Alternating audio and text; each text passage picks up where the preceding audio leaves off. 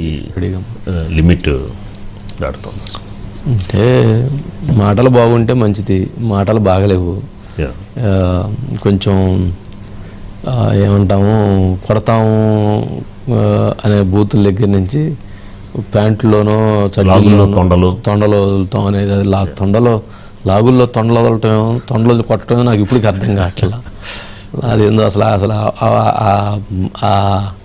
ఆ పదానికి ఉన్న అర్థం. ఒక సీఎంగా ఉన్న వ్యక్తి సరే, మిమ్మల్ని ఈపు వాసిందా కొడతారు ప్రజలు అని అట్లా మాట్లాడటం తప్పులేదు.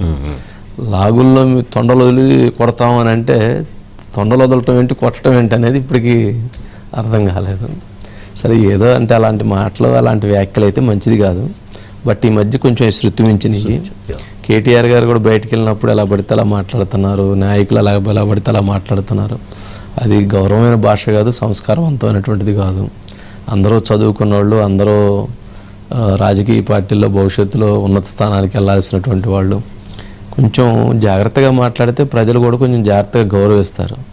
ఆ మాట్లాడినప్పుడు కొంచెం ఏదో మనం బాగా మాట్లాడే అవతలను ఒప్పించడానికో లేకపోతే చేయటానికో బాగుంటుంది, కానీ తర్వాత ఆ వ్యాఖ్యలే వాళ్ళకి చాలా నష్టం చేసేటువంటి పరిస్థితి ఉంటుంది. కాబట్టి కొంచెం ఆలోచించుకొని మాట్లాడితే విమర్శ చేయొచ్చు, కానీ ఆ విమర్శ ఇది స్టార్ట్ చేసింది బీఆర్ఎస్ హయాంలోనే అని చెప్పి కాంగ్రెస్, బీఆర్ఎస్ కావచ్చు, కాంగ్రెస్ కావచ్చు. వాళ్ళు గడ్డి తింటున్నారా, వీళ్ళు గడ్డి తింటారా? కాదు కదా, కొంచెం సంస్కారం కదా.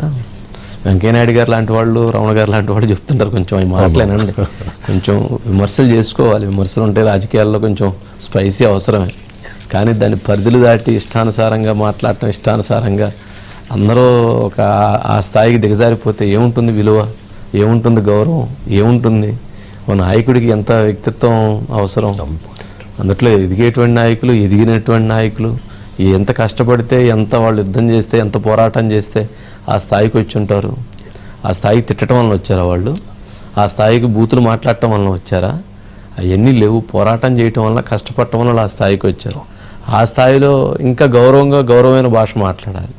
ఆ స్థాయిలో ఎక్కడైతే గ్రౌండ్లో జీరోలో మాట్లాడిన మా భాష